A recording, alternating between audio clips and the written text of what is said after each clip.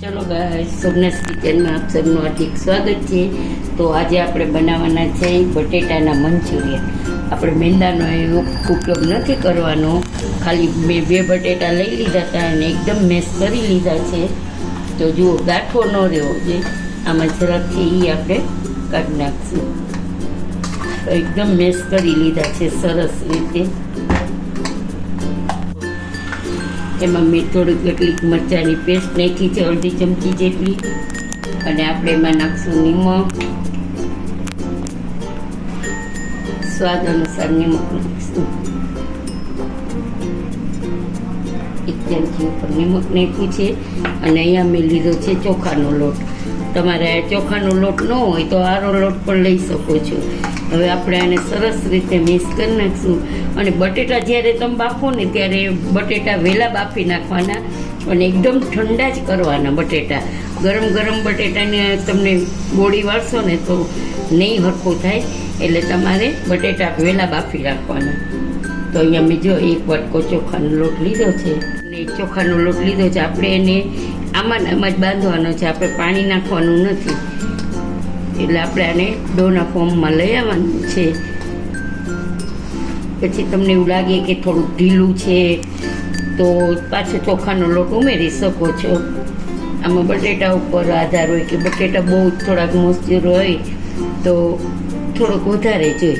તો ગાઈસ, આપણે છે ને આવા નાના નાના ગોળા વાળી અને આપણે અહીંયા સ્ટીમર મૂક્યું છે, એમાં આપણે સ્ટીમ કરવા રાખી દેવાનું છે।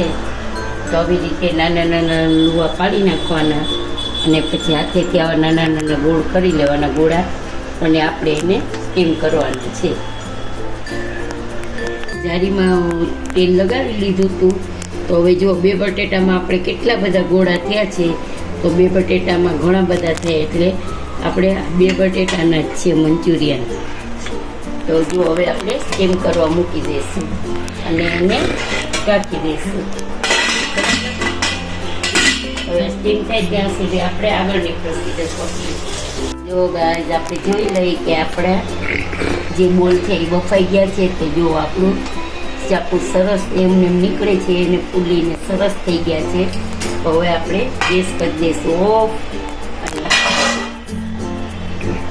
આપણે એને બહાર કાઢી અને ઠંડા કરી દઈશું।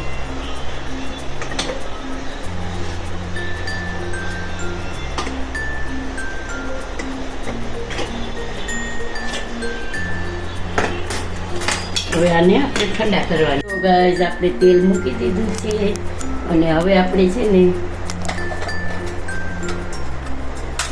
જીરું નાખી દઈશું,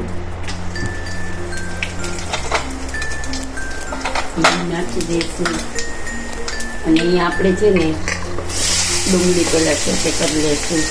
આપણે મંચુરિયન બનાવી છે, પણ આપણે મેંદાના લોટથી નથી બનાવતા, બટેટાના બનાવીએ છીએ, થોડાક અલગ ટાઈપ છે। તો આપણે એને સરસ ડુંગળીને સોટે કરી લઈશું। પછી નાખશું આપણે એમાં મરચાંની પેસ્ટ, એમાં મેં લસણ ને આદુ મરચાં બધું નાખી દીધું છે, એટલે એ બધી પેસ્ટ જ છે। આપણે આદુ મરચાં લસણ ત્રણેય સાથે છે, એટલે આપણે એ નાખી દઈશું।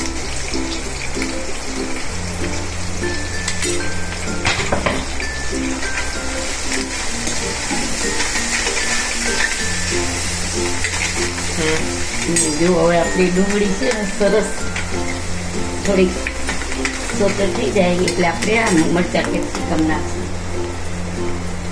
ગાઈસ, આપણે જો લીલા મરચાં નાખી દીધા છે, કેપ્સિકમ।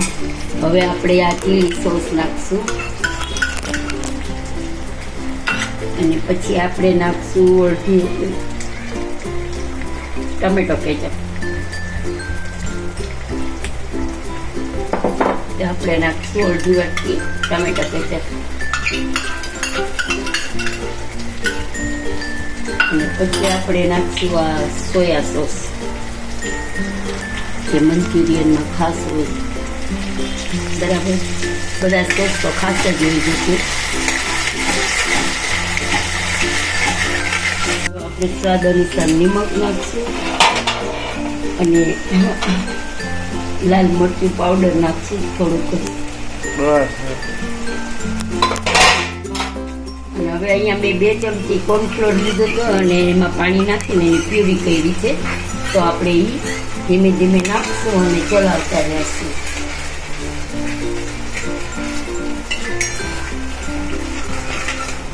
તો હવે આપણી ગ્રેવી ઉકળી ગઈ છે. તો હવે આપણે આ બધા બોલ બટેટાના અને ચોખાના લોટના બનાવ્યા છે એ નાખી દઈશું. આપણે મંચુરિયન આની પહેલાં બનાવ્યા હતા, પણ એ બનાવ્યા હતા આપણે મેંદાના. તો નાના છોકરાઓને ખાવા હોય તો કાંઈ વાંધો ન આવે.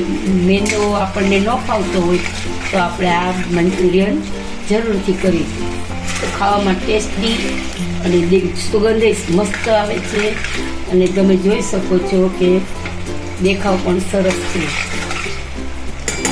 તો જો હવે ઉકળી જાય એટલે પછી આપણે એને બંધ કરી દઈશું. થોડીક વાર આપણે રાખી દઈએ. તો આપણા મંચુરિયન રેડી છે. તો તમને ઉપરથી સોસ જોઈ નાખી શકો છો.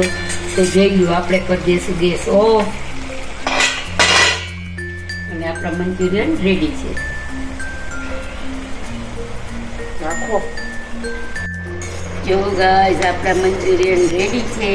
તો તમે જોઈ શકો છો કે એકદમ સરસ સોફ્ટ ને સરસ જ પોચાને મસ્ત છે સ્પોન્જી.